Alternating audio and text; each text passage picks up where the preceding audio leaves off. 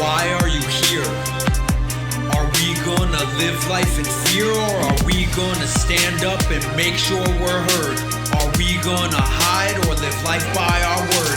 With integrity we can be all that we can see in our mind's eye until we're finally free.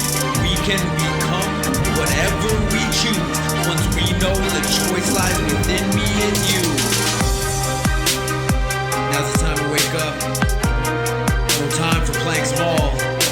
With a painful history and an uncertain future, now is the time to evolve.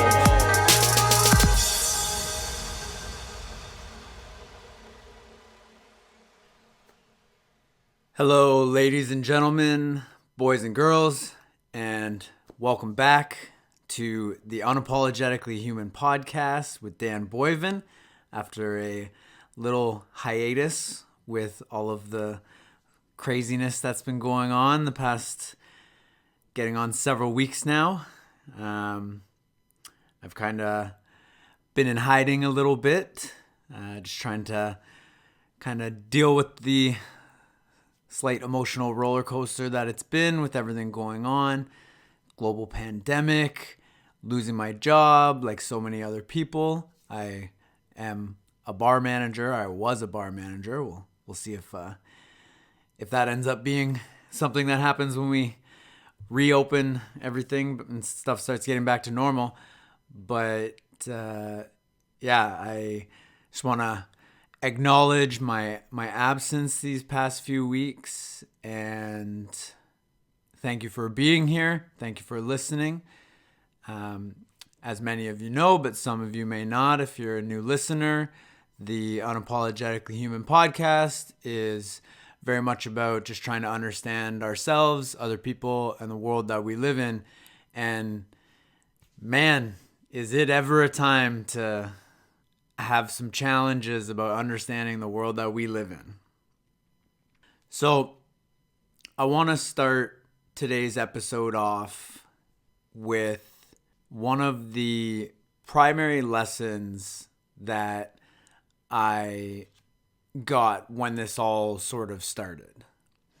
And that lesson is basically just a reflection of how dumb I can be, and in turn how dumb we can be. And what that looked like for me is that, we've got this global pandemic scare. I had just been traveling from Toronto in Canada to San Diego from March 8th to the 11th was the last time I was there.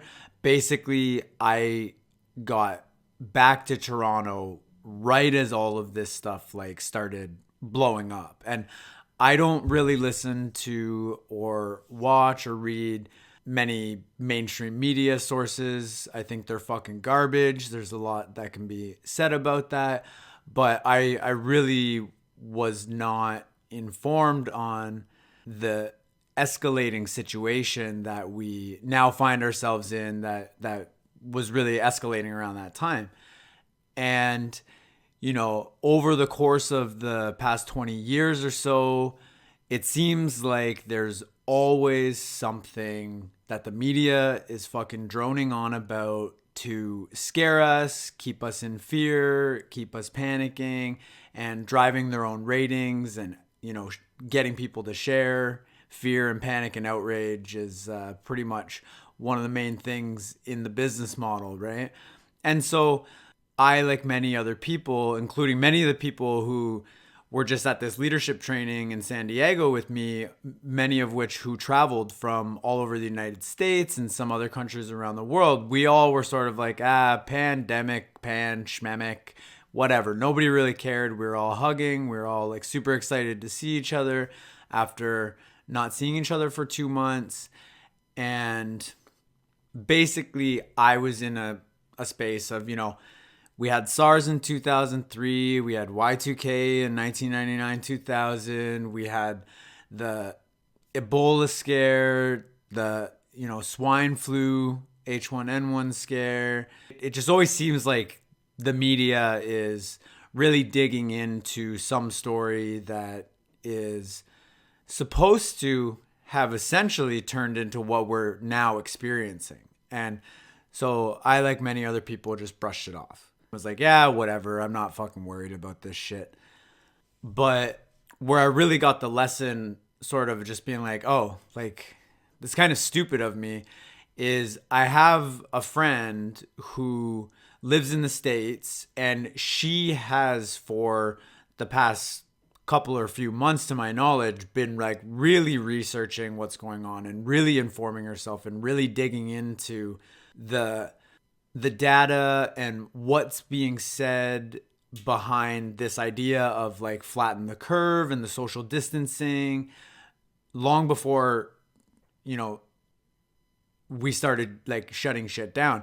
And I was sharing some of those things. Like I shared a picture that my friend posted of like James Franco, of all people. Obviously James Franco's not a fucking authority on anything. Same could be said for myself in some ways, but it's like, you know, we have this disease early on, kill 3,000 people, and everybody's losing their fucking shit. But we have like 300,000 people die a year of like coronary heart disease, and we develop a new flavor of Doritos. Like, we generally don't really give a shit about a lot of the really important things that are going on out there. And so I thought that was a kind of funny post. I was brushing it off. I posted this other media thing listing all of the, you know, media scares for the last like 20 years, and that none of them really panned out, which is great. Like, it's a good thing that they didn't pan out. But my friend was like she freaked out at me, and she's like, stop fucking sharing this shit. Like, it's literally going to lead to people fucking dying if we don't do what we need to do to limit the damage that's going to be done by this pandemic that she saw coming because she was more informed. And I was just like, whatever. It'll be like all the other ones. They'll fucking talk about it. It won't fucking happen. We'll go about our lives again, and it'll be fucking fine. And so I chatted with her a little bit about it. She was very short with me. She's scared. She's freaking out that so many people are not taking this seriously, and that it's going to lead to like devastating consequences in her mind, which she rightfully sees coming, being more informed on the topic. And then I ended up sharing something else that was apparently from some infectious disease doctor in like LA or something, where I just thought it was a more balanced view. I don't like the fear scares in the media. And she like freaked out on me again. And it really gave me an opportunity to take a step back and realize that a few of the things that I shared early on, when this was really all becoming more serious, I just was sort of sharing because they either agreed with what I already thought or made me feel good in some certain way, but not because I really knew what I was talking about or that I was like really informing myself on the topic. And we all tend to do this, many of us a lot more than others, because of what's called our confirmation bias. And that's essentially that we read and watch and consume information and share information that actually supports beliefs that we already hold. So it's really to reinforce them. And in the case of something like this, even just to make us feel better, maybe like me sharing this thing being like, it's going to all blow over. It's going to be fine. And so that's obviously not what happened. And now we find ourselves in a situation like none of us have ever experienced before. And it's fucked up. Our society's shutting down. Many people lost their jobs. Many businesses are now closed forever because of this, that got shut down because they're not able to make it through this. And none of the government stimulus, benefits to support workers and businesses are going to get them through this. And Lots of people are working from home. That's causing probably just absolute chaos for a lot of people with their partners, their children, just handling it all. And many people are going to work still when they may only be doing so, and they may in fact be putting their own lives or the lives of people that they love at risk by going out into the world while this pandemic is going on, while this contagious virus is being passed around, and not everybody's following the social distancing measures.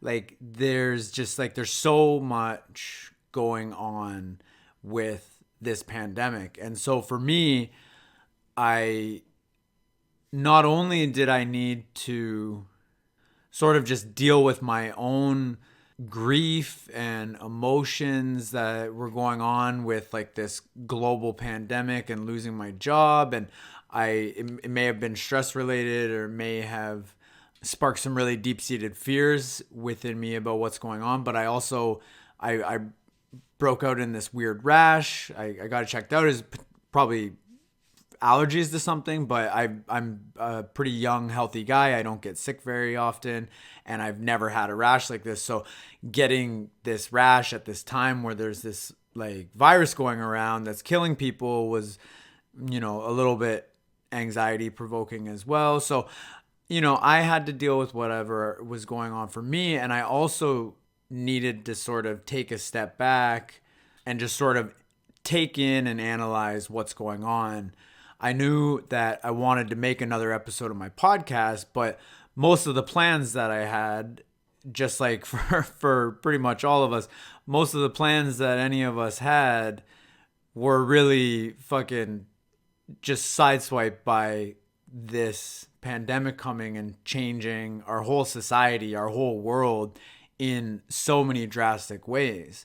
And so I had, a bunch of conversations with, my girlfriend, some close friends, some of my family members about what's going on, and knew that, my next podcast, I pretty much I can't not talk about what's going on. I'll be like, if you if you listen to one of my last couple episodes, I said, one of the episodes that I want to make at some point is just, simple, quick and easy, kind of fun, just explaining what my logo is about. And now it's like, well, I can't fucking not talk about coronavirus. But through these conversations, I just was realizing the sheer depth of what's going on. It really touches so many parts of human society on a global scale with, our governance, our corporations, our supply chains, our economies, our financial system. We're doing all these like bailouts, and it touches so many of our lives individually with our work, now being stuck at home, worrying about this disease. Lots of people are dying. People are having their lives destroyed by this, losing their business, their life savings, family members, loved ones, friends. Like it's fucking crazy. And I really hope that all of you are doing your best to really take care of yourself as best as you can during this time, and do what you can to reduce your stress levels as much as you possibly can as we continue to deal with this, because it looks like we're in this for the long haul, and we may be stuck in this social isolation lockdown mode for another month or two. And the likelihood from what I'm seeing and hearing is that this very well may be like the common flu that we see come back year after year after year. Like we might see going forward that this more transmissible, more deadly virus may be something that's now recurring in our future, right? And so because this touches on so many things, I knew that like shit's about to get really loud, really noisy, just with the sheer amount of content that's going to be coming out about this, people that are going to be talking about it, and things to try to learn and try to understand about what's going on. And, for most of my episodes that I make a couple pages of notes of sort of some ideas, some topics I want to talk about, maybe a little bit of the flow of the show. And it's usually 2 or 3 pages. But for what's going on, because it's so big and it touches so many topics and so many areas of our lives, I found myself writing 6, 7, 8, 9 pages of notes. And as you can imagine, getting kind of overwhelmed. Like, there's so many things I want to talk about in relation to this, but how can I possibly do that? And also just taking some time to slow down and be gentle with myself and just deal with what I've been kind of feeling and going through with this as well. And I think alongside losing my job, I think the global pandemic stoked some latent fears that I had within me about sort of potential global conspiracies and things like that. And that even the rash that I broke out in may have been a combination of stress from the job and the global pandemic in general, but also these latent conspiracy fears, as well as potentially an allergic reaction to something I ate. And as this situation has continued to unfold and people are trying to figure out what the fuck is going on and what can we do, what can't we do, there's a lot of fear, there's a lot of anxiety, there's a lot of uncertainty, there's a lot of challenges that people are having with what's going on. And what I've seen come alongside that is that actually a lot of people have been sending me videos, primarily videos, but also some articles and even just chatting with me about various conspiracy theories. And with all of the notes that I've been writing for myself about what I want to make the next episode about, I've sort of broke it down into 3 parts. And so the next few episodes are going to continue to be surrounding this topic of what's going on with this virus and a lot of the things that it's touching upon. But the 3 main topics that I've broken this down into is sort of talking about the viruses that we have inside us. I recently got my microbiome sequenced, and viruses are a part of our lives. We all have viruses inside of us. Some of them are fine. They're not good to have, but they're in there. And so I wanted to talk about that a little bit about, the microbiome, the immune system. So that'll be in a future episode. Also just touching upon the political aspect of this. How did we get into this mess without being more prepared for it? And then because so many people are sending me conspiracy related videos and content, many of which I'm already quite familiar with, and I'm just seeing that there's so much fear around what might be going on with some, larger, more nefarious agenda with everything that's happening right now. It seems to be the most pressing to talk about the conspiracy side of things. And on the one hand, I'm kind of like sweet, fuck yeah, let's talk about conspiracies. Like, conspiracies I think are super, super interesting. There's so much depth that you can go into around conspiracies. As the saying, the rabbit hole runs deep, going deep down in the rabbit hole on this. And, put our fucking tinfoil hats on and let's have a conversation about conspiracies. Like, I knew that I would make an episode about conspiracies at some point because I have a lot of personal experience with getting into conspiracy culture in my early 20s. But on the other hand, I wanted to have this conversation about conspiracies as well to hopefully shed some light on maybe some ways of thinking about these kinds of ideas or these kinds of things that certainly are happening in the world. There are many conspiracies that have turned out to be true. But I know because there's so much anxiety about what's going on, hopefully through sharing my story in this realm, I can help some people, some of you that are listening, to get through some of the really challenging emotions that can come up if you are kind of hearing about some of these conspiracy theories for the first time. Because like one of the women in the leadership program that I just did, she watched this one video on the London Real podcast with Brian Rose. He's a great interviewer, great podcast. He's not a conspiracy theorist at all, but he has some people on that are conspiracy theorists. He has some great conversations with them.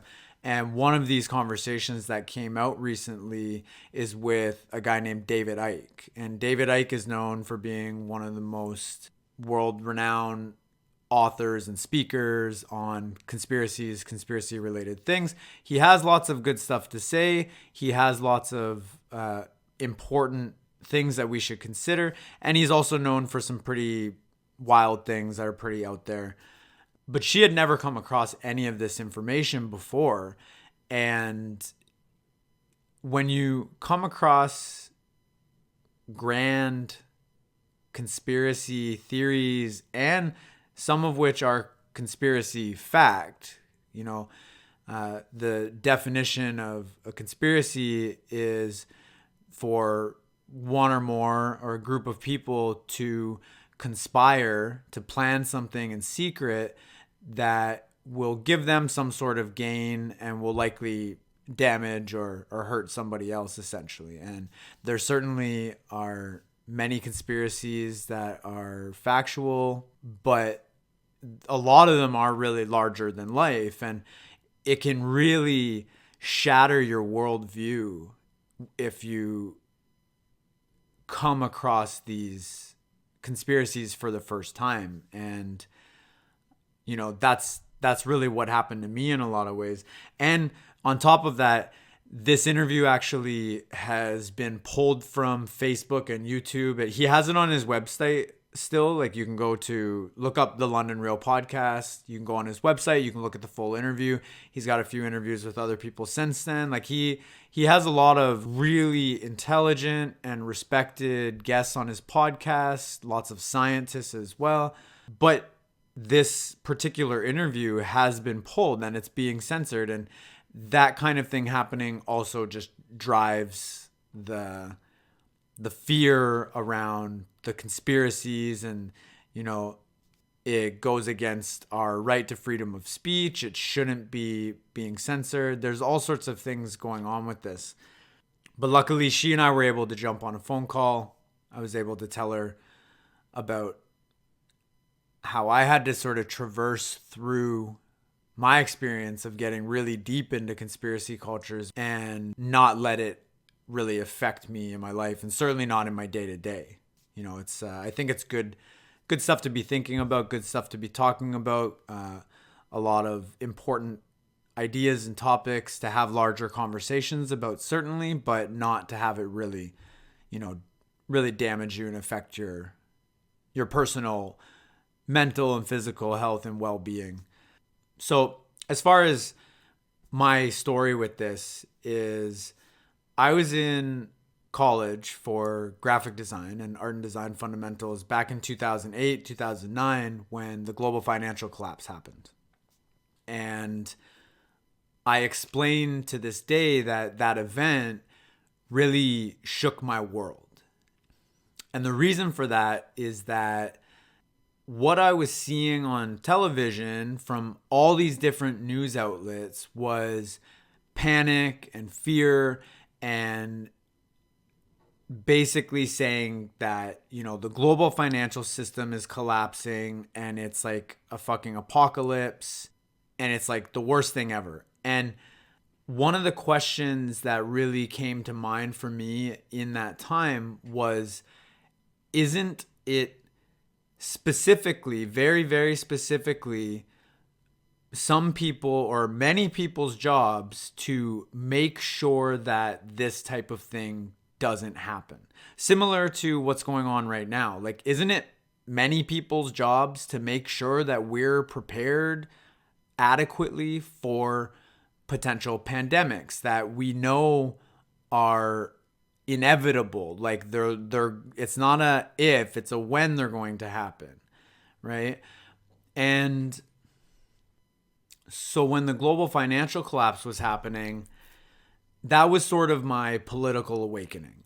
I got way more interested in politics and social issues, and I really started asking myself and trying to answer for myself questions like, what's really going on in the world? Who really is in charge? Like, who had the power to stop this from happening and didn't? Or who's really at fault? And is there going to be, or is there really justice in our world? And what we saw from the 2008 financial collapse is that in many ways there's not, because pretty much everybody that was implicated, like the big banks and the people who were conducting all this like shady as fuck financial business with, these instruments and packages they were selling and really playing with people's livelihoods, and the people that caused the 2008 financial collapse, basically nobody got in trouble. And on top of that, they actually got bailed out. And when you start to realize that things like that are kind of like what's really happening in the world in a lot of ways, that there's so much inequality in our systems and the way that they're run, and that there are people who have more wealth and more influence and more power within those systems, so much so that it's like they live in a different reality than the rest of us. They get to play this game of life by a different set of rules than normal people do. And in fact, in a lot of ways, they actually make the rules. In many ways, purchase the influence of our politicians and influence our political system to even have the laws written in their favor. That's just kind of how it is in a lot of ways. It's how it's sort of always been in a lot of ways, right? Like, we come from a long history of struggle between the rich and the poor. We come from societies with pharaohs and kings and queens and emperors and masters and slaves. The aristocracy and the rich who have run things in so many societies, alongside having a population of peasants, of people who have virtually nothing. It's a crazy history to think about when you get into it.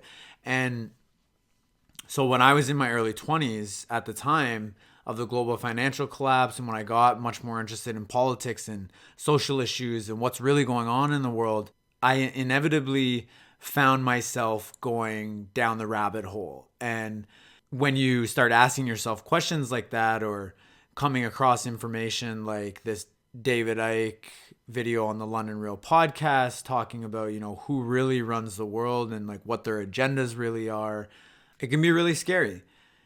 And so I want to speak about conspiracies in a lot more general sense, in relation to my experience, kind of going down the rabbit hole, and really taking years for me to kind of figuratively like claw my way back out of the hole, and to really deal with the somewhat paralyzing fear and anxiety that I found myself experiencing because of these things that I was learning, some of which are true, some of which aren't.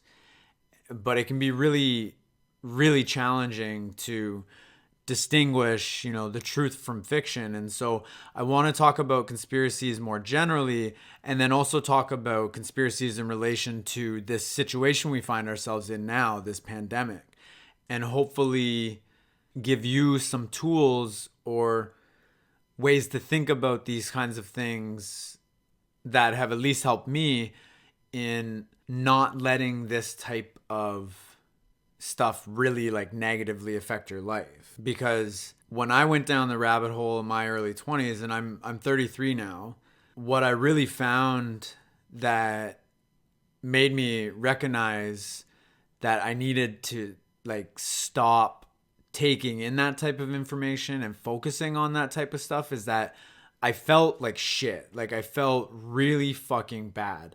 I was scared by the things that were going on in the world or that I thought was going on in the world. I was angry. I was confused.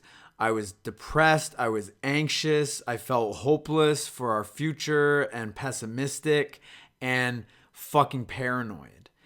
And mind you, I was also, smoking lots of weed back then and partying with my friends a lot, which certainly doesn't help. But that's definitely related to the conversation as well about, whether you're going to focus on that type of information or not.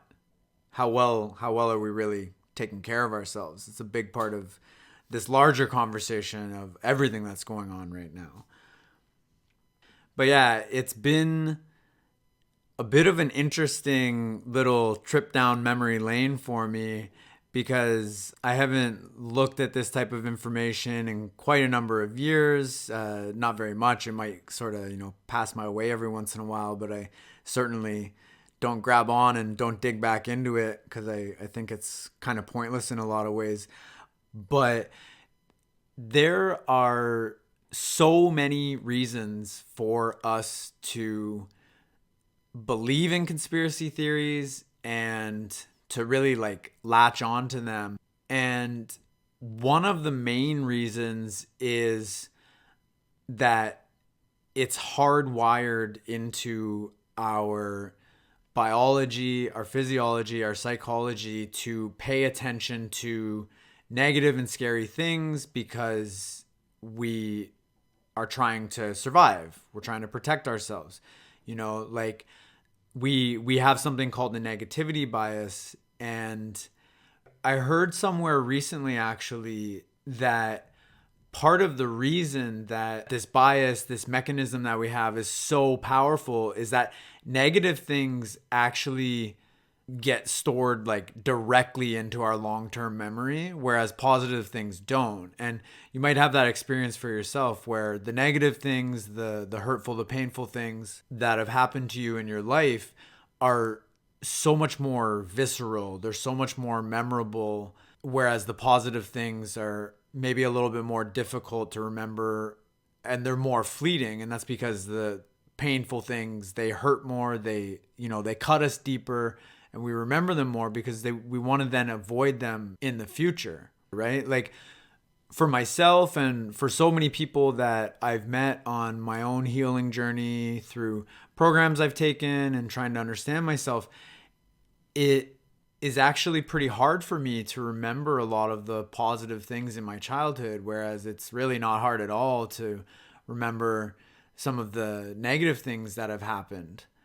And one of the main reasons for this negativity bias being so powerful is because back in the day when we lived in the jungle and we might be getting preyed upon by large jungle cats or whatever other creatures that were trying to eat us, the people, our ancestors who survived in greater numbers were the ones that had the psychological ability and mechanism to predict the worst outcome or the scary outcome. Like if you're sitting, beside some tall grass and the wind ruffles the grass, you might think, it's probably just the wind.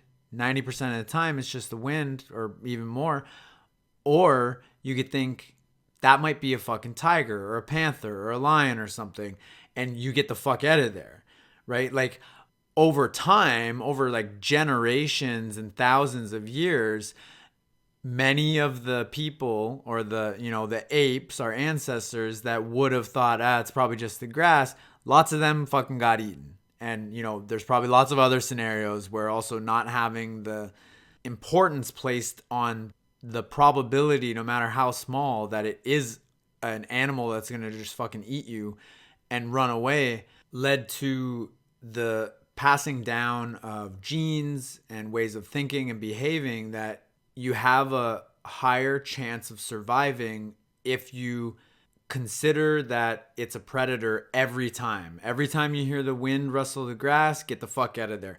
Every time you hear a stick breaking in the forest, fucking run. Get out of there.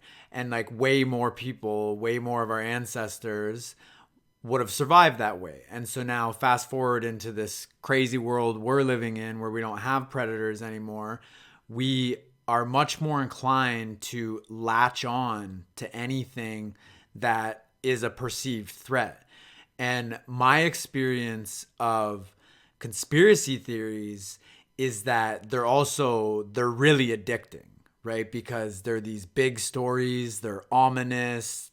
So many of our stories that we see in our books, our television, our plays, everything, our music, throughout written and recorded history and probably before, we have these stories of good versus evil, and grand conspiracies they just go hand in hand with what it means to be human in a lot of ways, right? Because even when we were just smaller tribal cultures, we've always been a warring species. And you know, the tribe next door or in the region next door might come and try to steal your stuff, your food, your resources. They might come and rape and kill your women and children, or, you know, start a war with you. Like, these kinds of things have been with us throughout history. And so, especially compared to this relatively boring modern world that we have, as far as like we don't ever have like real threats on our life or our survival, when we have anything that comes into, you know, our life, comes across our path, is brought to our attention, into our consciousness, that there might be a threat to our survival, this really, really ancient part of us like latches onto that, and our eyes open wide, our fight or flight mechanism engages. It gives us some stress hormones like cortisol. It prepares our body to try to protect itself, even when we're just reading stories about these kinds of things. And I really felt the addictive quality of also this idea of like being in the know. It really, conspiracies, getting into them, like really, really supports your ego. And this idea that like you're in the know and you're smart and you're on the side of good, hopefully, trying to fight against the side of evil, the, you know, people that are perpetrating these things against the population, and you're trying to learn about it so that you can do something positive about it. And, you know, learning and spreading that type of information is like a good thing for you to do, and you're trying to wake people up, you know, and everybody who's asleep is a sheep and they're being, you know, led to slaughter. And there's so much going on with this in our psychology, and with its sort of like ego boosting and addictive qualities. And when I got into this stuff, I went deep, like looking up some of this stuff for my notes in this episode was pretty funny, because it's like I'm just reading lists and lists and lists of conspiracy theories, and I'm like, yeah, I know about all this shit, fucking all of it. Whereas like this conversation I had with my friend like yesterday or the day before, she just watched this one interview and she's never come across information like this ever, and it like fucked her up. Like she was like I need to like talk about this. Like she was losing her shit. And I feel that. And so hopefully some of you, if you're coming across this information for the first time, hopefully it's not fucking you up too much. And you know, I know some people who are really in that culture and believe in these things and believe in the need to learn about them and spread them, probably are going to disagree with some of the things I'm saying here. And that's all good too, but hopefully some of this can help lessen the negative effects that come along with this type of information. Because there's probably a lot of people going through the motions with everything that's going on and having to sort of wrestle with these ideas on top of how this pandemic is really deeply affecting our lives and our world is sort of, some added stress and anxiety that we certainly don't need.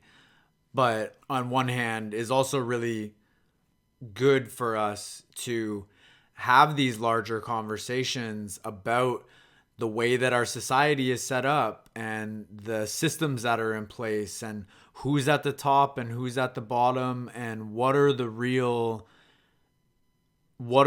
causes of what's going on. Because we tend to like to look at a group of people, label them as the enemy, similar to how we look at this virus and label it as an enemy, and then go to war with it, because that's what we do, which is part of the biggest problem with everything that's going on, is that type of thinking in some ways. But these conversations are really important, and I think that we see these types of stories and conspiracies, whether they're theories or facts, we see them coming up around these times because people are trying to figure out what's going on and looking for not only just who's to blame, but also like, how can we actually get through this? How can we actually fix this? And that's one of the most important parts of this conversation. And, trust in our institutions are in many ways, with government and corporations in particular, are at all-time lows. Like the structures that are in place in our world, that have been in place for so long, and the people who are really wielding so much wealth and power and influence at the top of them and want to keep them in place, to keep their own wealth and power and influence in place. Like, so many of the structures around us are crumbling, and that can be really scary. And it can be scary to live in a world where the structures that are supposed to be in place for us to, live our lives amongst each other in as much peace as we can and operate society and get goods and services, from where they are to who they need to get to.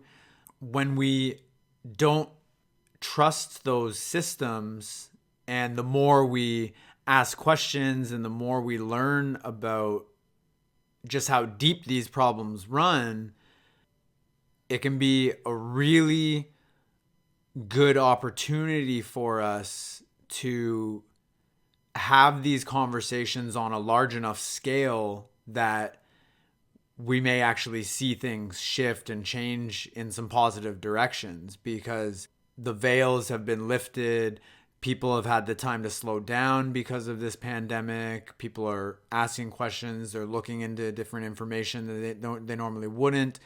And a lot of the things that keep us distracted, we still got Netflix. We still got all these means of consuming media online, but we can't go out to the bars, we can't go to concerts, we can't go to sporting events. Like, those are some of the main things that sort of hold our attention, that we go to in our lives, and those are all suddenly all these things we can't do now. And so one of the things I actually really like about this whole conversation is just that it's interesting. Humans are fucked up and interesting beyond belief. And the reality of what's going on in the real world right now and all throughout our history is what all of our media and stories that we love to consume are based on. They're based on the reality of just how crazy we are as a species and as individual creatures. And so I want to go over a list of some of these conspiracies. Like, this is not an exhaustive list, but it's a pretty big list of conspiracies that are out there, some of the most popular ones, and just the sheer amount of how many there are is an indication of how broken some of our most important systems in our world really are, and how lacking our trust in those systems and in one another really are. And some of these are really, really triggering, I'm sure, for some people, and bring up probably a lot of emotions. And my goal here is not to provoke any anxiety or any hopelessness in you, but I think that when we get to the end of the episode here, we can go over some of the ways I think we should really think about these kinds of things and respond to them. Right? And some of these are pretty intense. Some of these are pretty fun, actually. So I'll try to rifle through some of these here, and I'll kind of stop with some little side notes about a few of them. But basically, some of the main conspiracy theories out there, most of these are theories that haven't been proven. Some of them aren't theories, they're actual conspiracies that have been proven, some to just exist, maybe not to exist for the reasons people say they do, but just the sheer amount of conspiracies that are out there. And these are like the ones I know of and are pretty popular, is like it's pretty wild. So there's all these 9/11 conspiracy theories. There's the ideas that UFOs exist, Area 51. There's aliens that have been visiting our planet from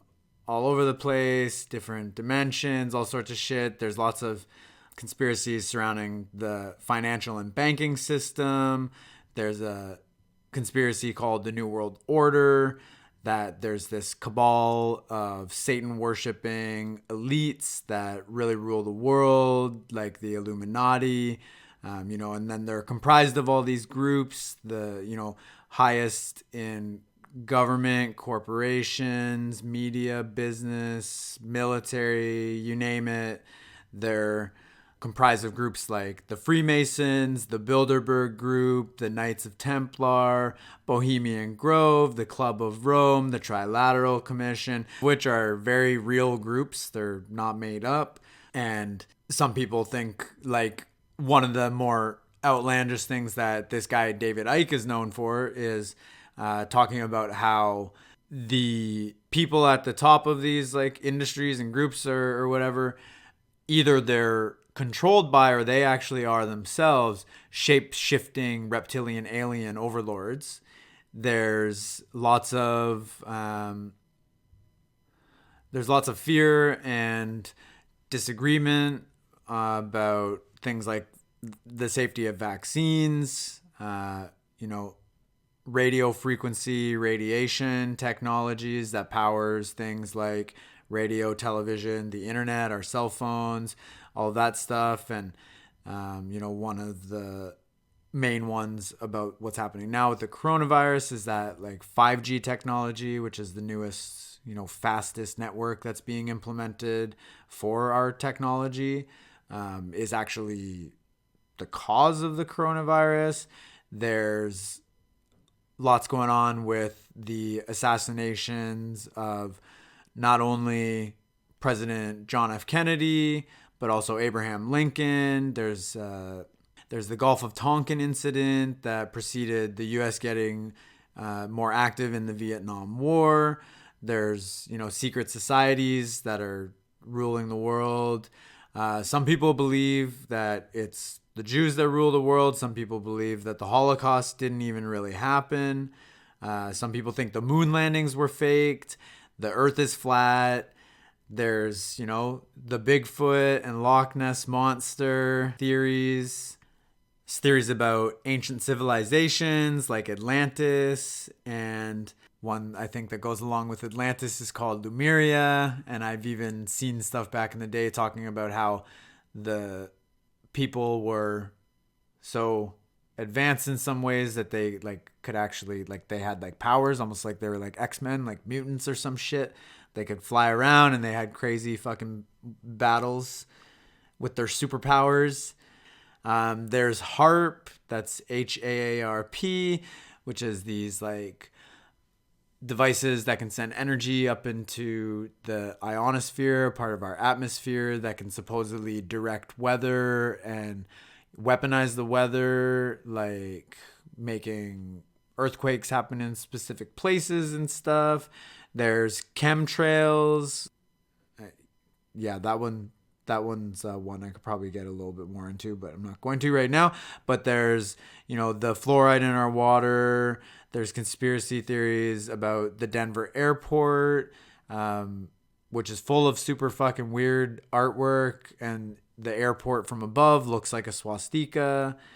That's just like, that's true. You can look at pictures of it. But, the European settlers used smallpox blankets to decimate the native Indian population. I'm pretty sure that's largely true. I've heard some stuff along the way, sort of debating what really happened with that. But there's a structure somewhere in the States called the Georgia Guidestones. It's super weird.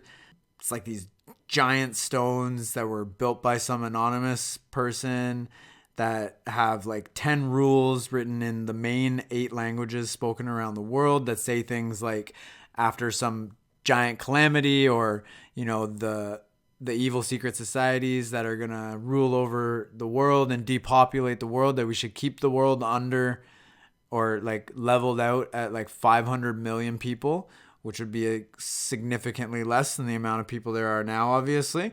So you can imagine, the deeper you get into that kind of stuff, the scarier it can be, if you think that, there are people out there that are going to fucking kill 95% of the population of the planet. There's ideas that there's alien technology that's being suppressed that could help us with like unlimited free energy. There is the conspiracy around Obama's birth certificate.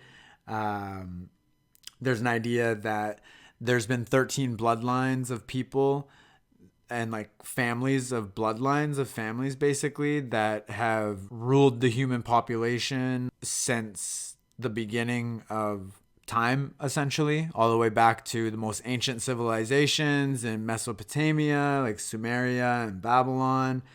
There are the studies that were done on this project called MK Ultra, where like all these experiments were done with acid to see if it could be used as like a truth serum, or all sorts of crazy stuff. That's one that happened. There's idea that the cure for cancer is being suppressed. One really funny one I came across was, there's some ghost town in New Jersey that people think was a spot where people who were capable of like interdimensional travel went, and I guess they left some other dimension. That's why they're gone.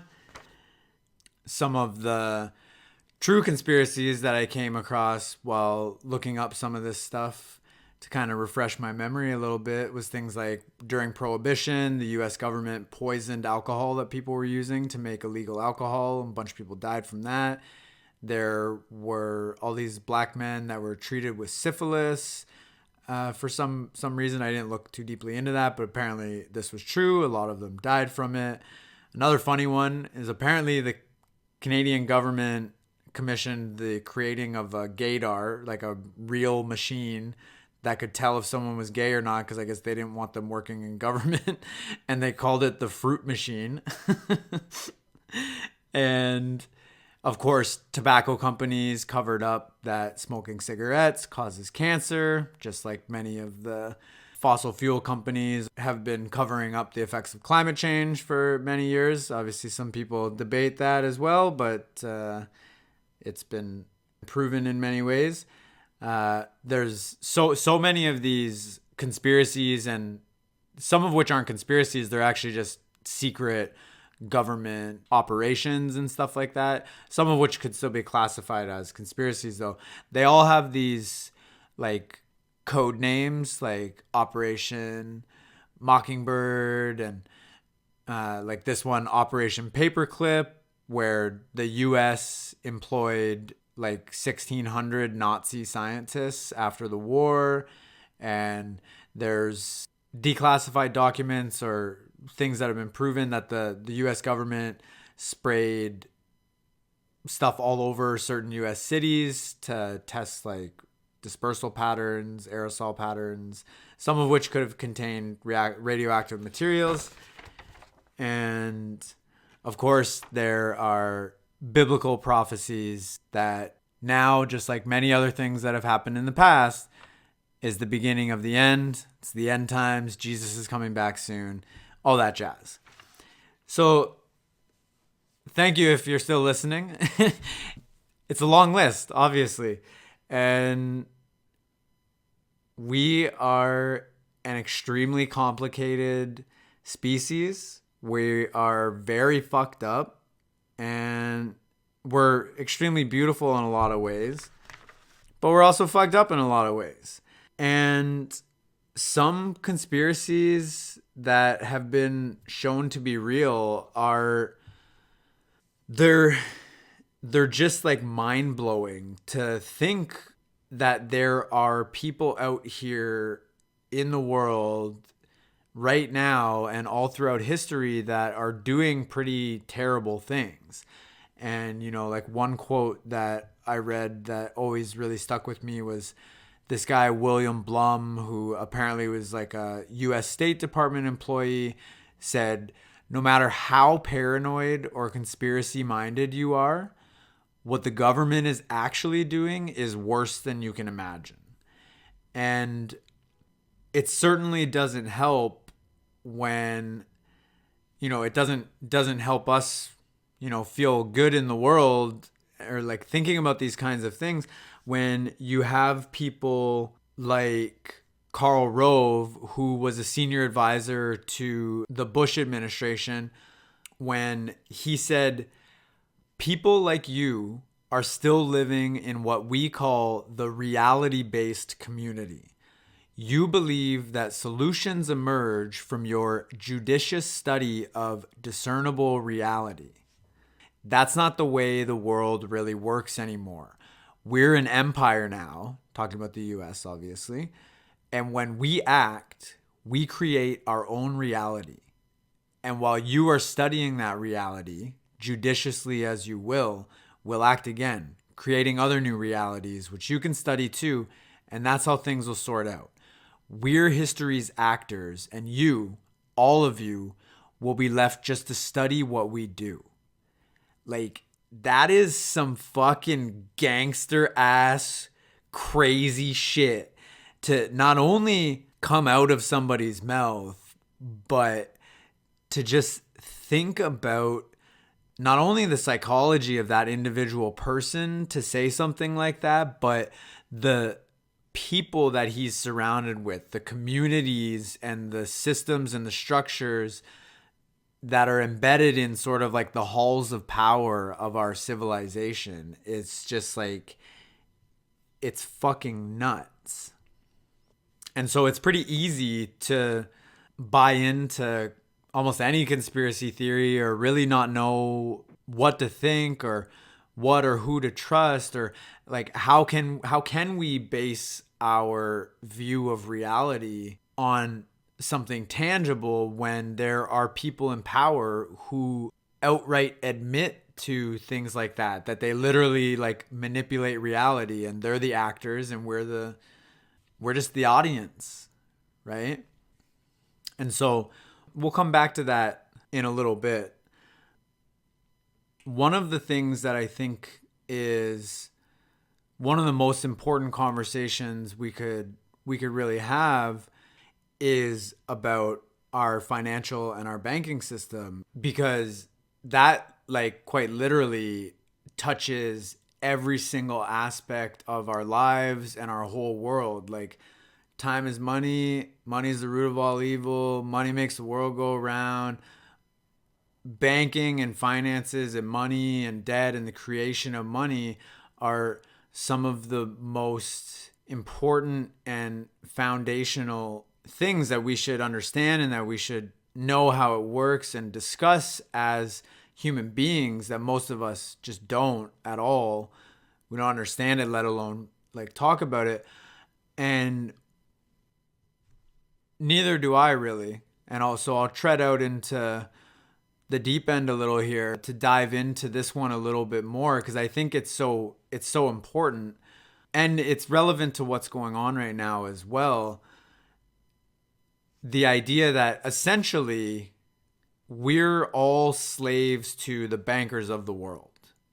You know, the international bankers, the people that are really in charge of like the central banks of each country around the world and the creation of money itself. Like, those are the motherfucking biggest like gangsters in the world that fucking like run shit, because they create money for the world's governments, right? Like, every pretty much every government in the world is in debt. Just like many of us are in debt individually, we're also in debt as provinces, states, countries. And it's like, well, who are we all in debt to? Some countries are in debt to each other, but all of them are in debt to banks. And so there's this idea, this explanation that essentially bankers have got pretty much every country in the world to sign on to how they want it, that they make the money for everybody as a private corporation, as a private business, and they use government names like the Federal Reserve in the United States or the Bank of Canada in Canada. I might make some mistakes with some of the specific details on this, but basically it's that if we want money to do anything, our government, you know, for anything they need money for above what they get from our taxes to support infrastructure projects, you know, build bridges, roads, schools, fund social programs, all sorts of stuff, including like, you know, do this stimulus check fund to support individuals and businesses through this pandemic. It's like these banks create money, and as a loan, they attach debt to it. So it's like, that's how all money is created. So all money is created with interest and debt attached to it that everybody, including countries, then owes to the bank. And it's like, well, the only way to pay the interest off is to get the bank to create more money with more interest. So it's like this infinite loop that the bankers are just the fucking top dog winners of, and we can never get out of it. And we and all of our future generations are essentially indebted slaves to the bank and to the debts that we owe. And this is something that is confusing as fuck. And it's like, really, like, that's how things are. Like, cool.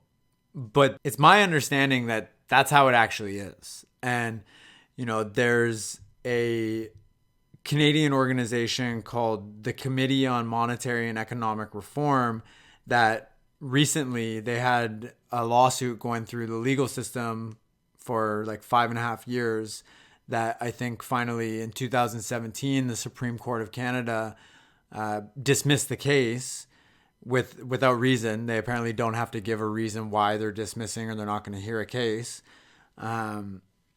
They were trying to fight the Canadian government to essentially make it so that the Canadian government makes the money themselves without the debt attached to it, which apparently is how they used to run things before 1974 when it changed in Canada. And I've seen, you can look this stuff up, you can look up graphs that the Canadian debt for, you know, like 100 years before 1974 is just pretty much a straight line. It just wobbles a little bit. The debt was always low. But then around 1974, it just shoots up like a hockey stick.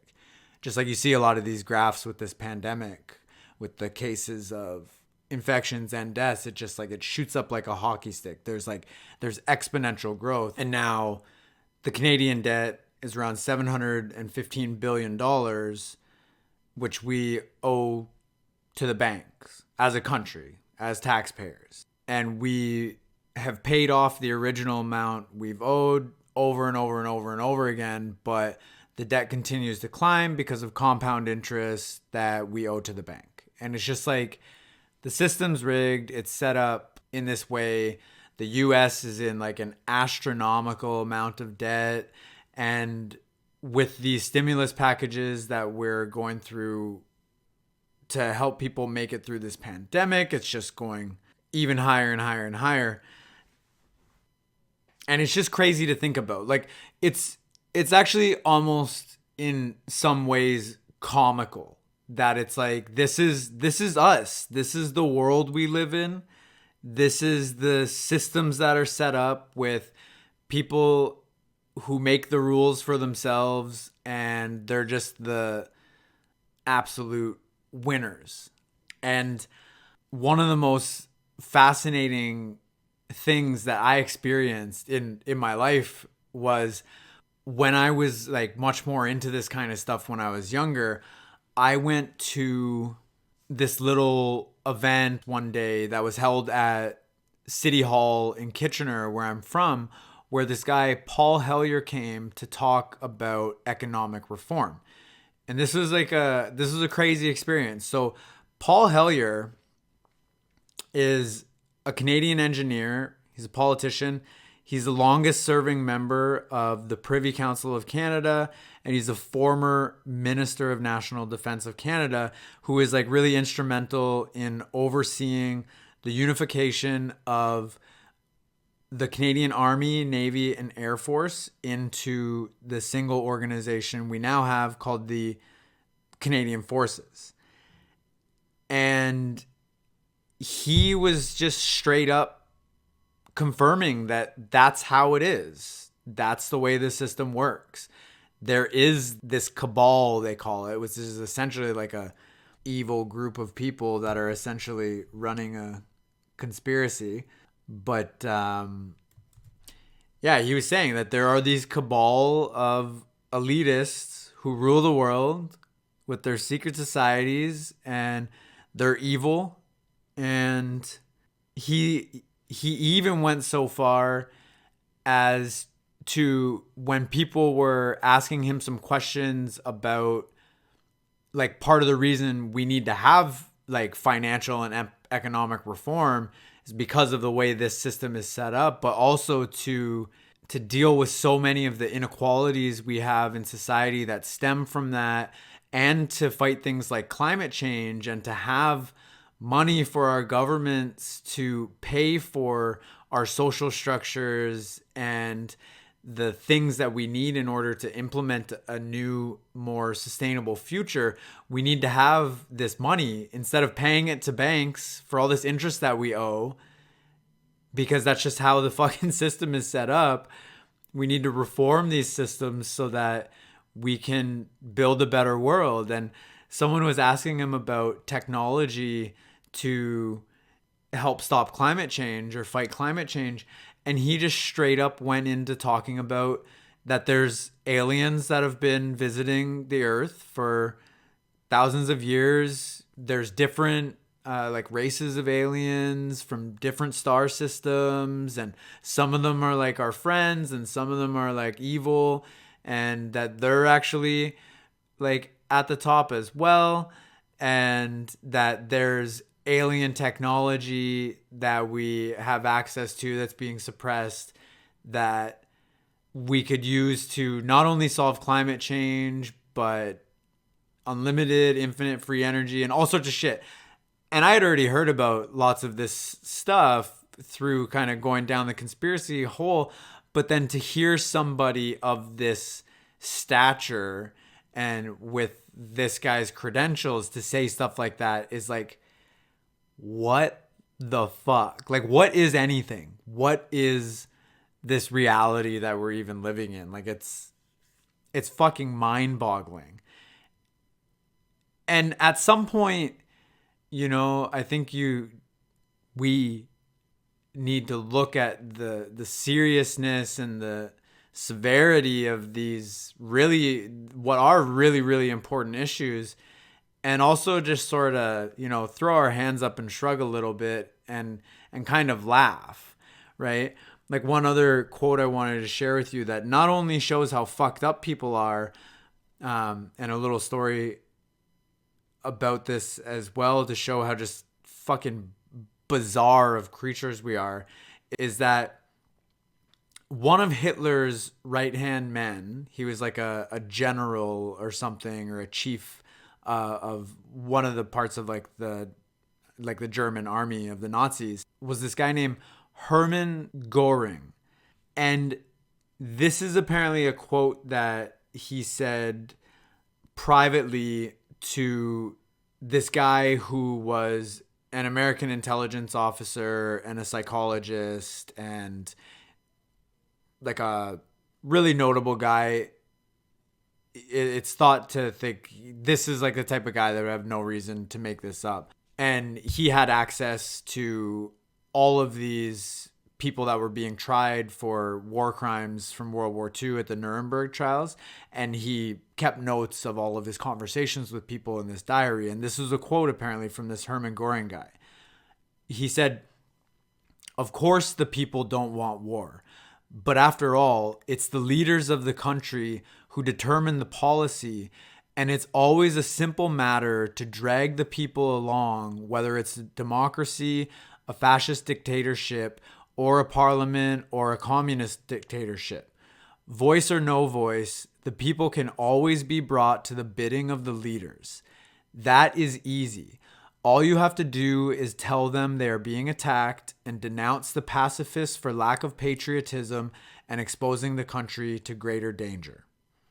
And that's one of those quotes that's always just like really stuck with me. And I can't unlearn the things that I learned when I really went down this rabbit hole.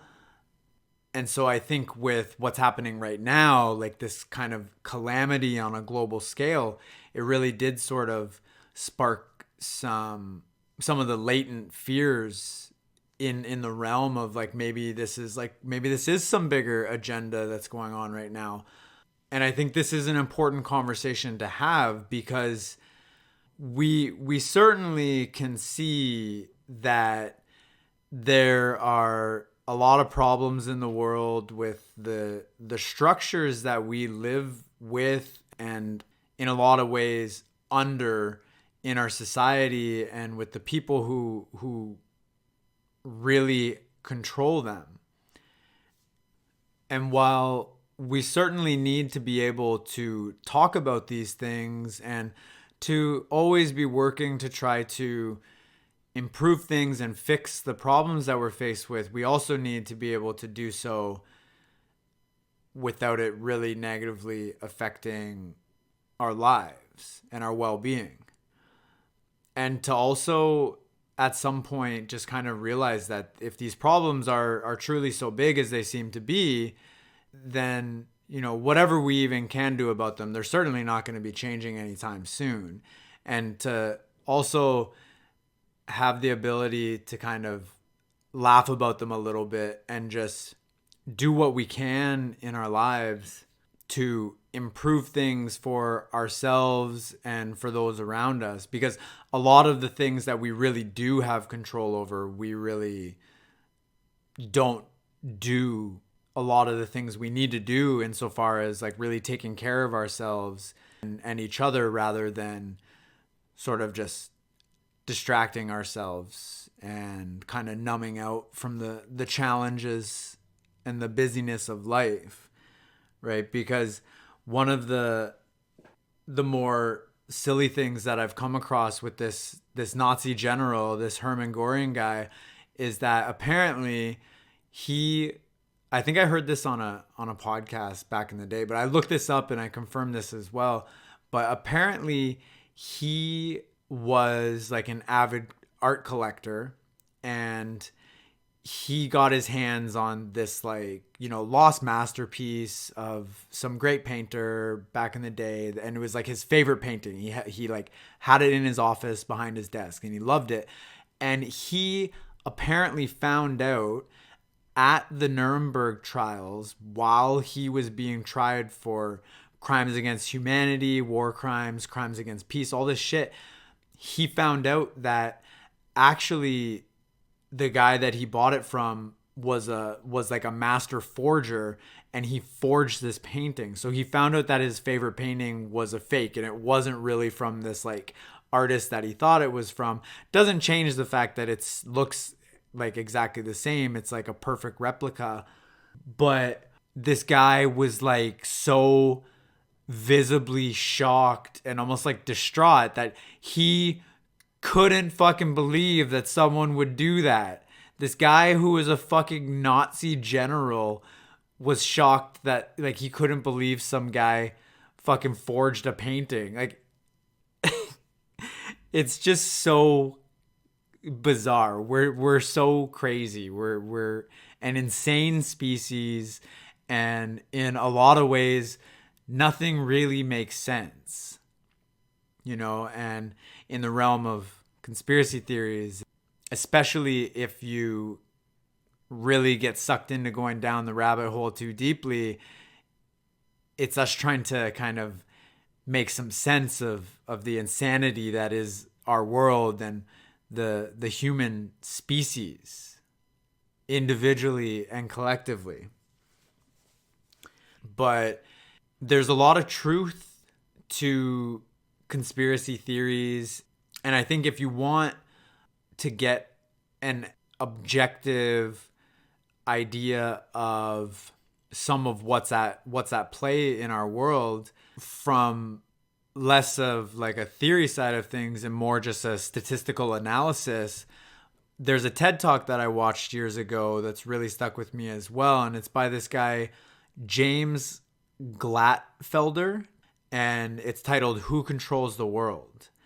And what he and a team of people did, who they study complexity and how systems are interconnected with one another, and like complexity theory, they actually, using the real life data that can be analyzed about corporations and multinational corporations and like the ownership of companies, and this is all publicly accessible data, which there's a lot of. There's certainly probably more, data that isn't publicly available that could give us an even better picture. But they analyzed all this public data about what companies own what companies and what people own those companies and who's on like the board of directors and who are the shareholders in these companies. And they did this like massive analysis and found that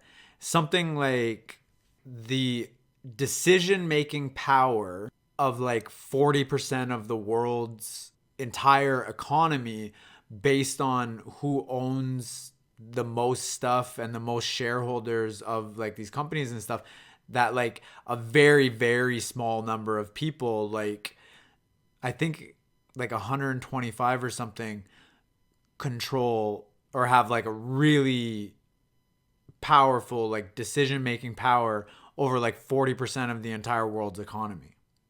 And one of the conspiracy theories, quote unquote, that I don't know if I mentioned in the long list, is the idea that there's a deep state and there are people in the shadows who are essentially the real government that really control things, and really, whether it's in the US or Canada or wherever, it's really hard to wrap our head around the complexity of these things.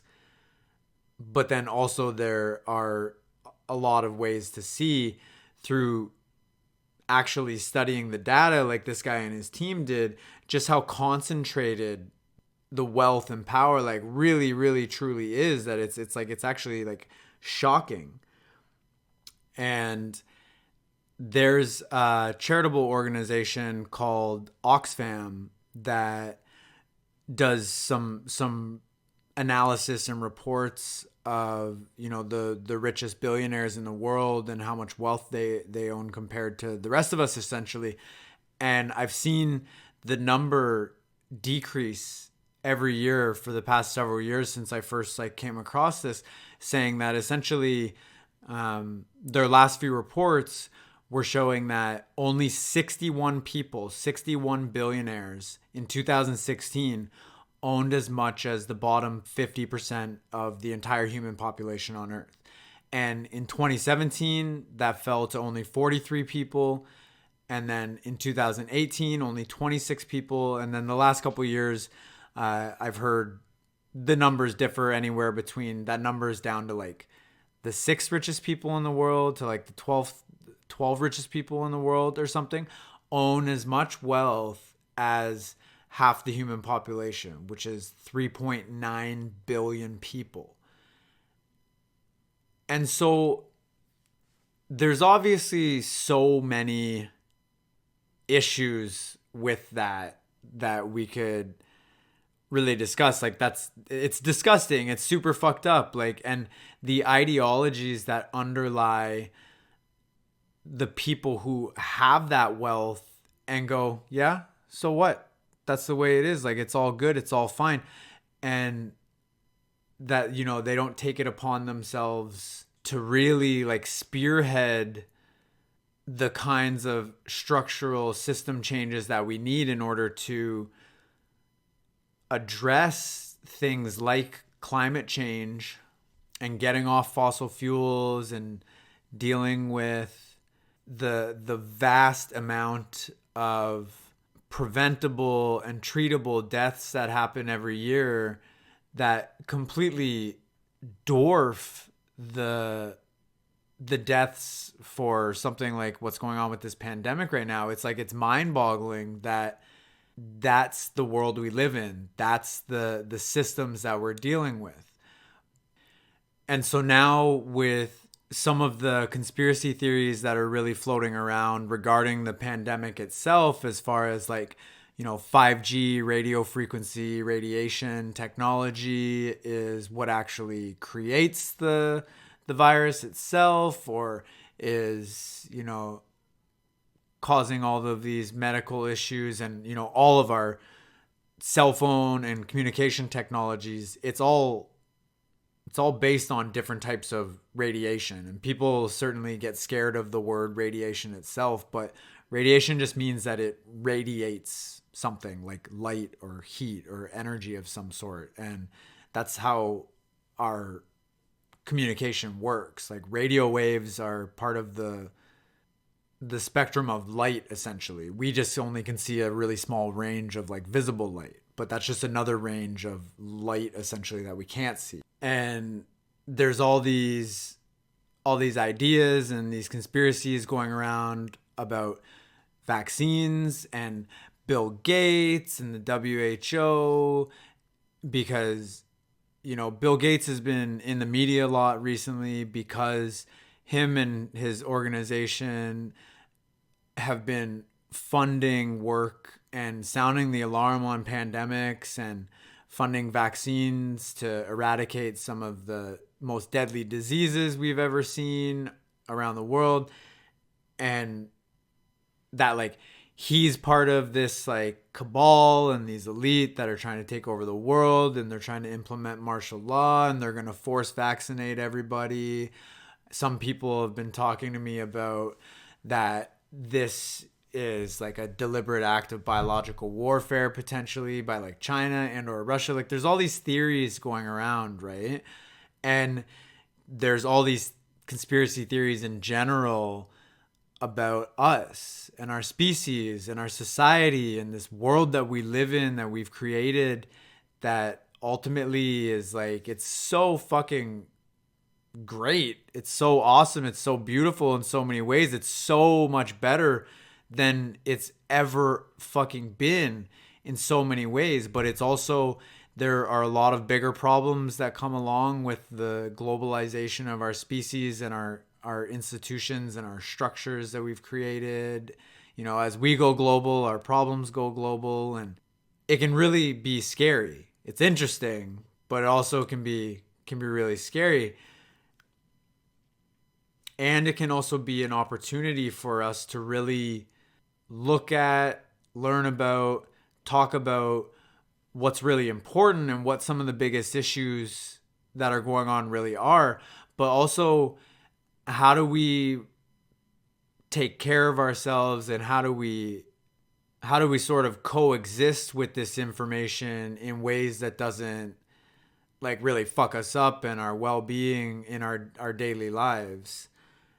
And regardless of what's going on with these like conspiracy theories or conspiracy facts or what's really going on in the world, we know that we have a lot of problems. We have a lot of problems collectively that we need to fix, and we have a lot of problems individually that we need to deal with within ourselves, as far as like how do we take care of ourselves, and how do we really interact with each other and focus on what's most important and not be manipulated by the media and the corporations that have their own agendas and their own business models put before our interests as citizens of our countries and our communities. And like it's no conspiracy that like 90% of the world's media or more now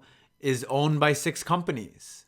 They own everything. Like, it's crazy. And when our problems really are at that sort of scale with media, government, corporations, the financial system, energy, military, there's all these industrial complexes at the heart of so many problems. And at the heart of those are really our belief systems as individuals and a species, the things that we actually pass on, and we do have so much control to do something about.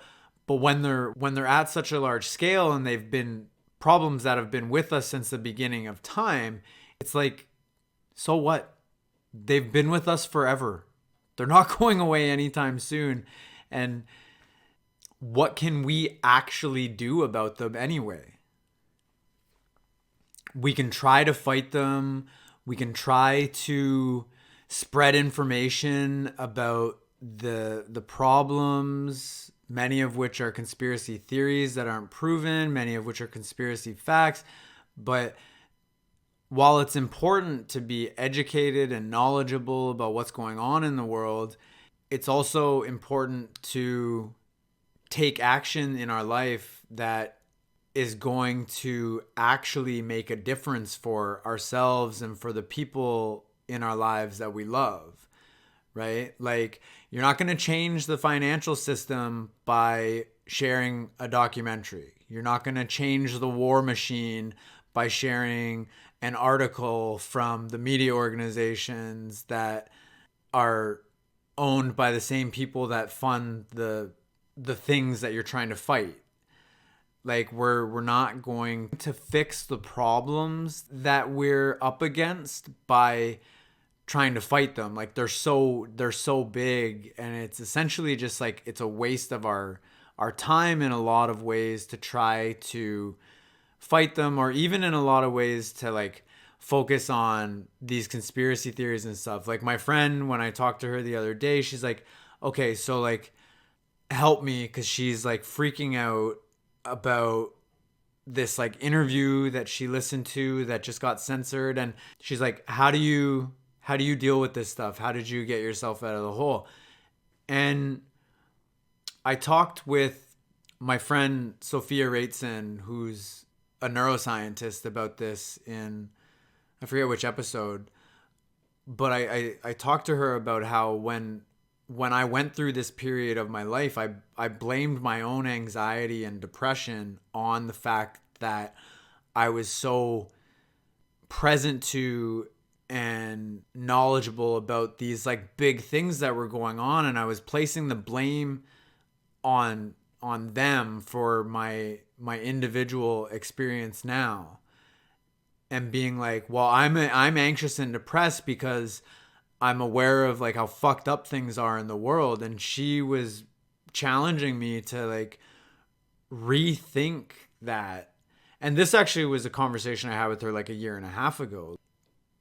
The feelings that we have on a day-to-day basis, our anxiety, our depression, our fear, it's like, it's not because of, the looming catastrophe that is climate change, or the inequalities in the world, the injustices, the way our financial system's set up, the way our governments are set up, the industrial complexes at the heart of media, banking, military, energy, all these things.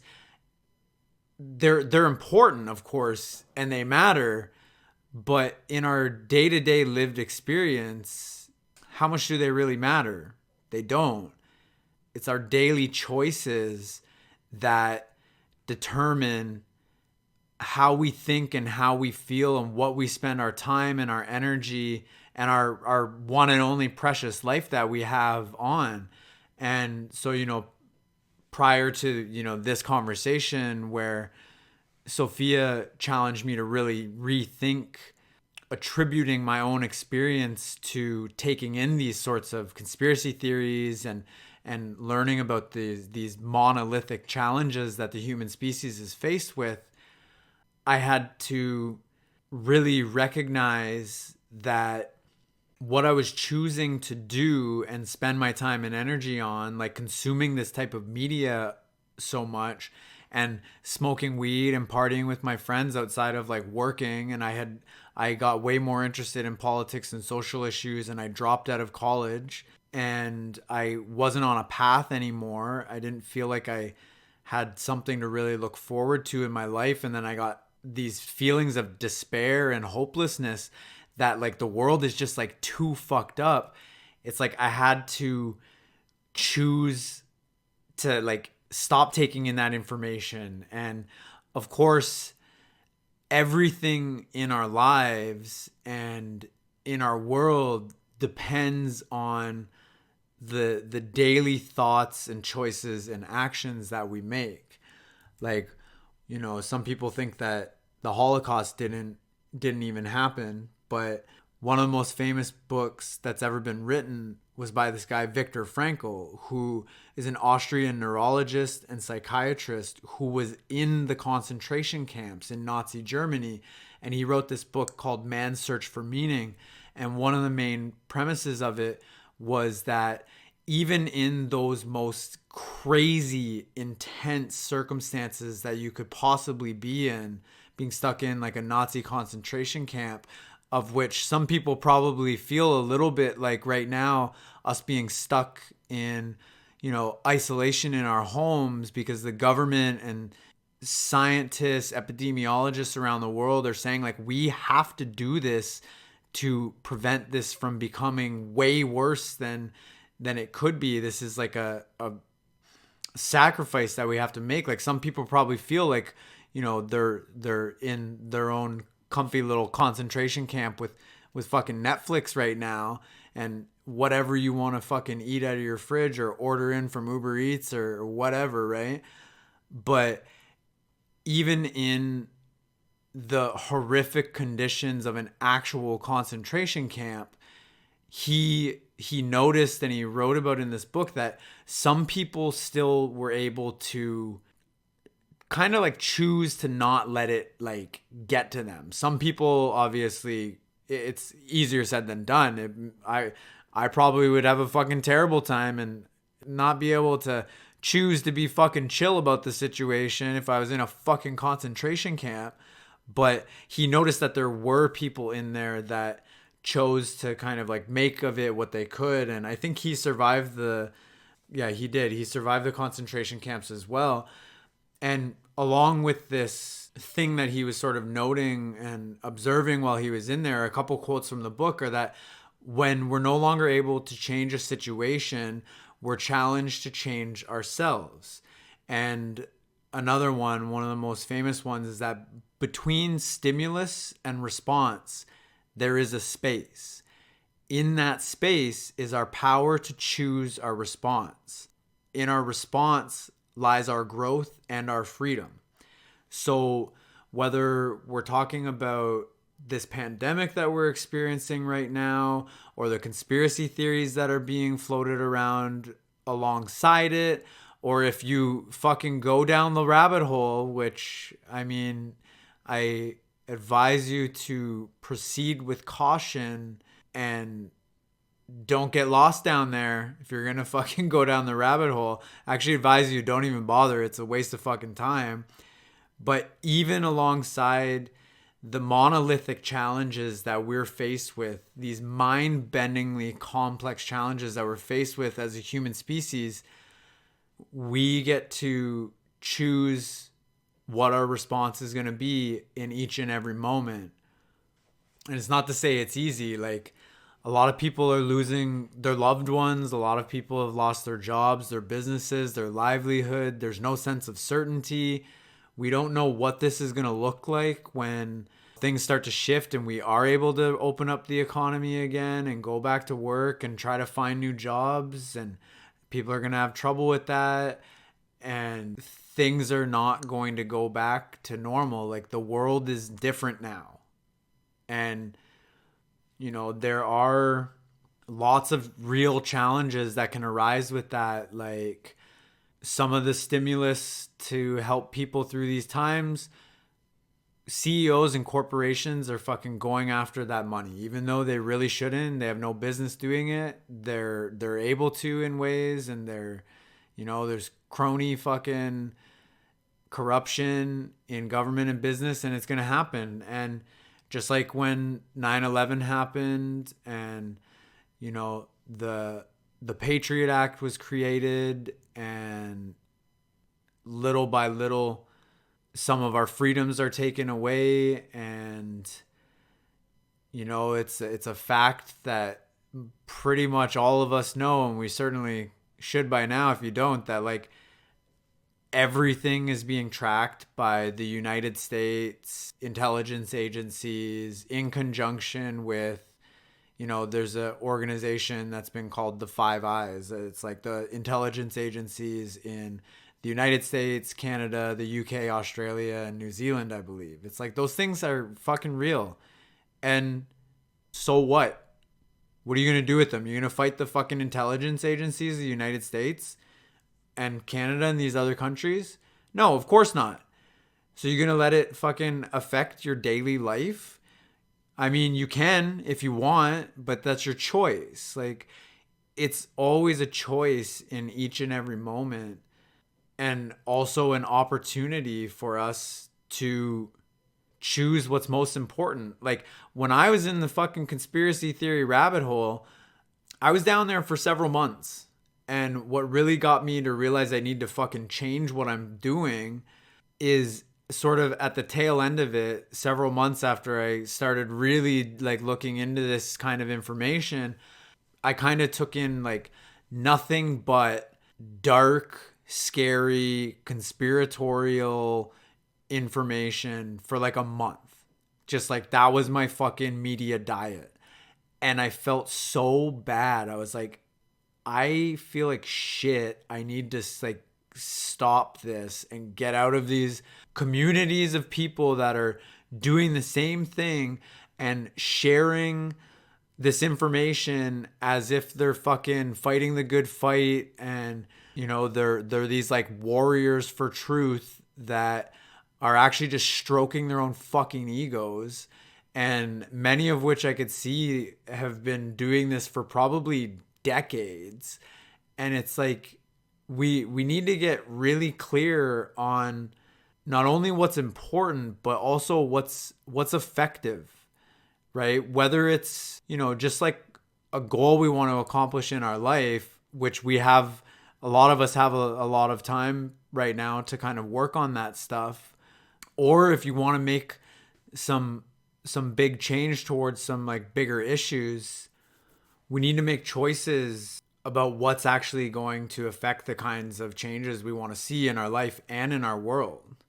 And pretty much everything that we actually need to do and should do is not only harder to do, but also in many cases like counterintuitive, because we all know the kinds of things that we need to do in our life to improve our own life and ultimately improve the world around us. Because when we work on ourselves and when we work on improving areas of our life and our interactions with other people, it's like that's what's actually going to ripple upward to make the larger social changes that we need to see. Is like we need more and more people to change on the individual level, right? It's not going to be a top down change. The people at the top of the systems that we exist within are not going to change everything. The system worked for them. They fucking made their way through it, and they have no incentive, and in many ways can't even see what's wrong with it, because to them it's a completely different perspective of what the issues are with the people at the bottom. And that it's the people at the bottom, that's their fucking fault. It's not the people at the top for, manipulating the system or whatever. Like, one of the most important quotes that's really stuck with me in my life is by this guy, Buckminster Fuller. I've mentioned him before, but he was like a modern Renaissance man. He was an inventor, and he said that you never change things by fighting the existing reality. To change things, you build a new model that makes the old one obsolete. And I believe that. Like, we're not going to fight our way out of the problems that we're faced with.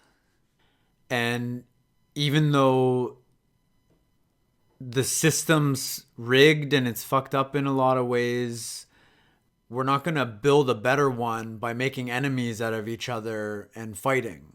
That's kind of what we've always done, and that's a big part of the reason that we're in the situation that we're in many respects, with what's going on in the world. And along with choosing our response to the information that we take in, to the things that are going on, and choosing what we're going to do and how we're going to think, and really our experience in each and every moment, though it's easier said than done, it really is based on our choices. And we need to really choose who we're going to trust and what types of sources are we going to get our information from.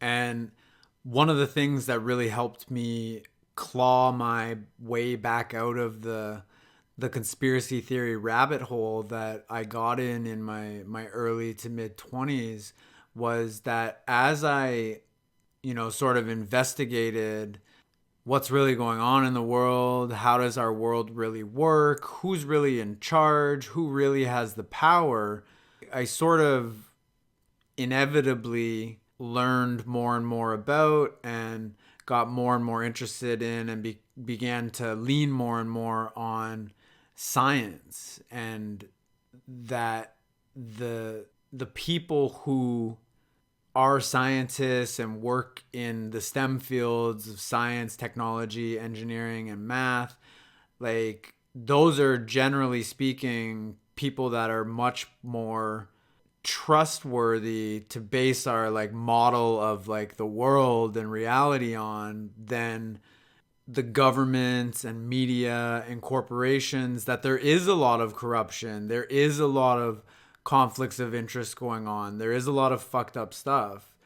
And historically speaking, a lot of politicians have been businessmen and lawyers and stuff like that who know how to navigate the system. And there's this revolving door between government and industry where somebody works for an industry, goes and works in the government body that regulates that industry for a few years, makes all the rules better for that industry, and then goes back to the fucking industry. That type of shit is going on all the time. And one of the most beautiful things about science and about scientists is that it's a way of looking at the world and investigating things and interacting with each other and thinking and changing our thinking that has mechanisms built in to try our best, at least, to minimize our biases, and to, rather than dig our heels in and fight for our beliefs when information conflicts with our currently held beliefs, science has the mechanisms built in to take in the new data and take in the new evidence and share it with people who can confirm it themselves, and to change our thinking and change our worldviews based on that. And that way of thinking and interacting with each other and behaving and investigating and explaining a story of this like beautiful magical world that we live in is something that we certainly can hang our hats on a lot more than most of the other systems that humans have ever built that are still with us, and they're still causing massive issues. And you know, thankfully we're seeing with this pandemic that science is coming to the forefront, and it's a huge part of the conversation, and we're listening to and we're trusting for the most part, and we're going to the people with scientific knowledge to help us figure out what we need to do and a path to move forward.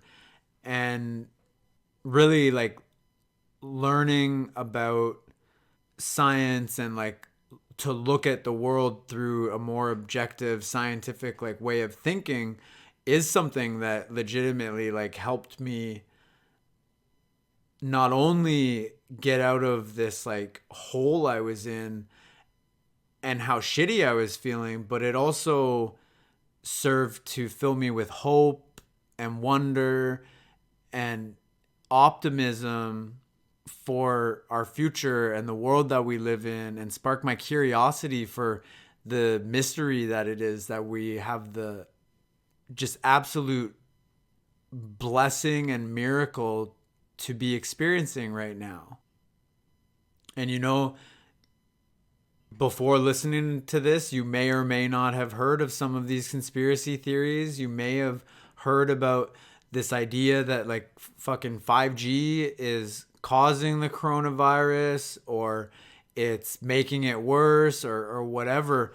But we really have to choose who it is that we're going to trust and where we're going to get information from, because most of us don't have the technical scientific knowledge or expertise to really understand much of anything. Like even for those of us that do possess some expertise in some area, we don't in like almost any other area, right? So we have to learn to trust each other, and we have to learn how do we determine who we can trust. And I think that looking to the communities of scientists for support and supporting them through not only things like this pandemic, but hopefully if we can come to understand that these types of people and these ways of thinking are sort of like our future, really, if we're going to have a future, if we're going to solve the big challenges that we have, and if we're going to solve the individual challenges that we have, like those are really the types of people who have the answers that we kind of need. And you know, there's no shortage of people out there who don't think like that and don't have the knowledge or the expertise that are the ones out there not only creating information but also sharing it, that can really muddy the conversations that we have together as communities and as a society, but also really muddy like your own thinking and your own well-being and your own perspective of the world that we live in and the reality that we live in. And you can go out on the internet. There's like an infinite amount of information out there. Go look at any fucking conspiracy you want. It's going to probably be convincing that, yeah, well, maybe it is because 5G. Maybe this is happening because this, whatever. And like that shit can really fuck you up.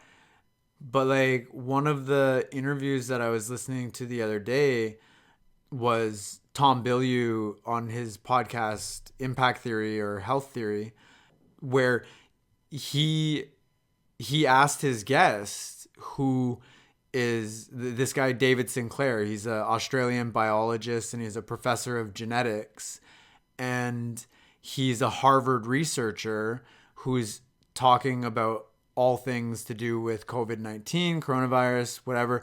And he asked him about that stuff too, because these conspiracy theories are going around. And he's like, yeah, and like some of the people that are sharing them with me, like I consider to be very intelligent people. And so I'm like, fuck, now I got to look at this. And like, it is actually like, sounds really convincing, or it sounds like possible or plausible. And like, so what do you have to say about like these ideas that like, 5G is causing this or that, and it's something that we really have to worry about?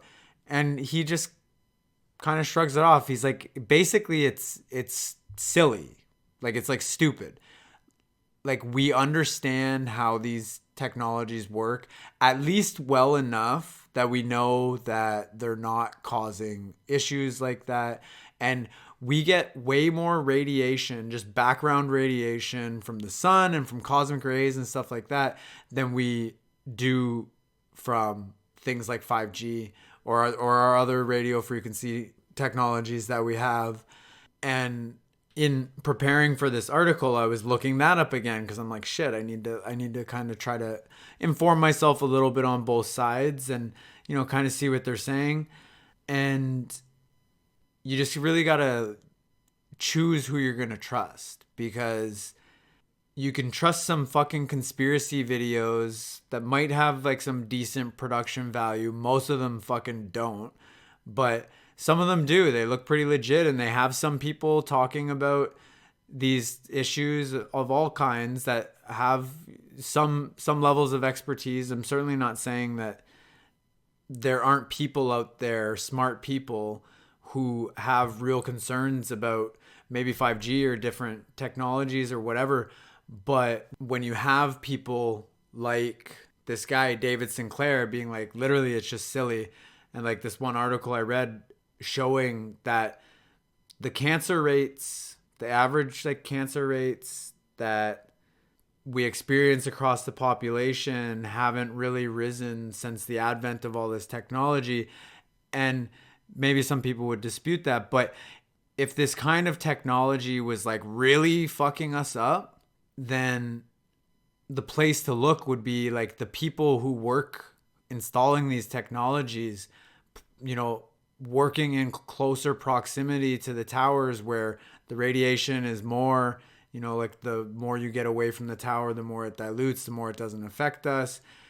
And that is like the kind of place and the kind of thinking to be like, that's where you would need to look if this is like an actual problem, to determine if the claims about it like affecting us negatively is that you would see like the issues and the cancer rates in these kind of people at much higher rates. And it's just like, we don't see that. And whether there is information out there that people are pointing to going, well, so-and-so is saying that actually that is the case, but other people are saying it's not. We just get back to the point where we get to choose. What is it that we're going to do? What is it that we're going to focus on? Like, are you going to spend the next however long, however much of your free time and your precious life fucking investigating 5G technologies, while the multi-billion-dollar companies who are going to implement it and roll it out anyway are gonna do it anyway? Like, you're gonna try to like fight that? It just doesn't make any fucking sense.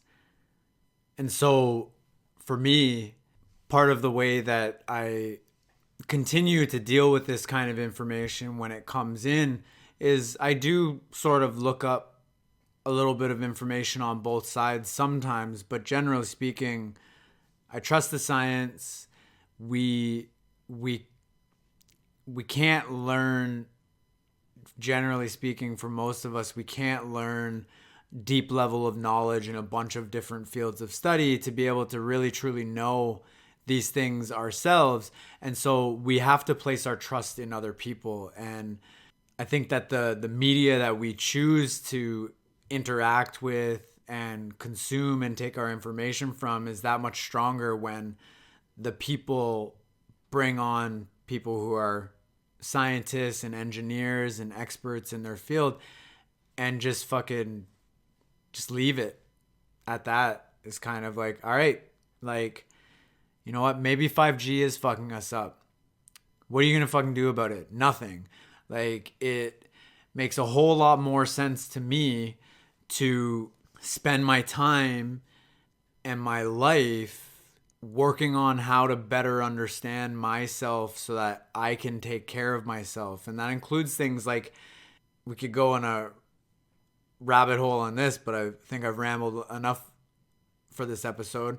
But like dealing with the underlying trauma that's at the center, at the heart of why we don't do the things we need to do to actually take care of ourselves, to actually reach our goals, to actually work on developing the willpower and the focus and the concentration and the discipline to really truly take care of ourselves and make a positive impact in the lives of the people that we interact with, right? Because doing that work, working on ourselves and taking responsibility for our thoughts and our experience and our response to what happens to us or for us in the world, and how we frame our perceptions of our reality and what we're going to actually invest our time and our money and our energy and our life in.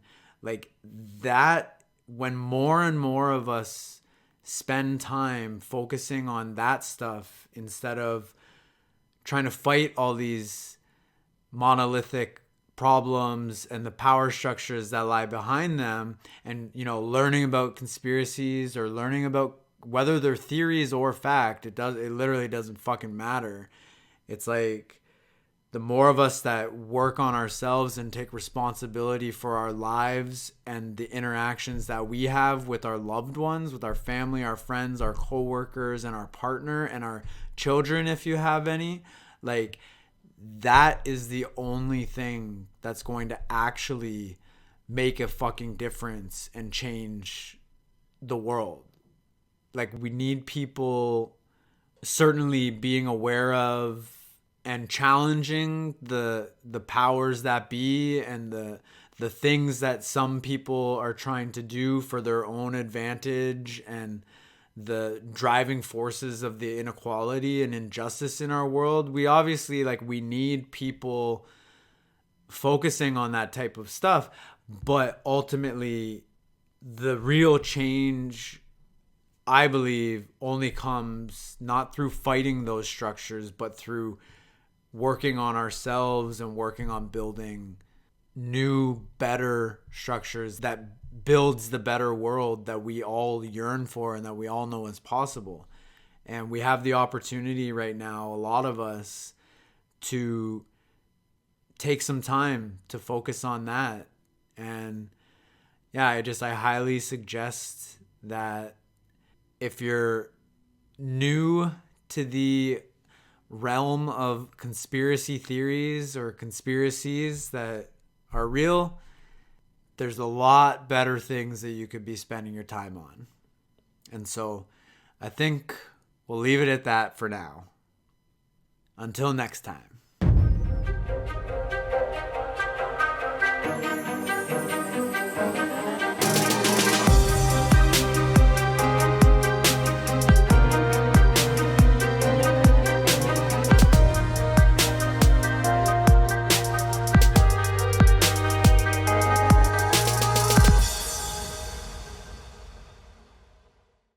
In our response,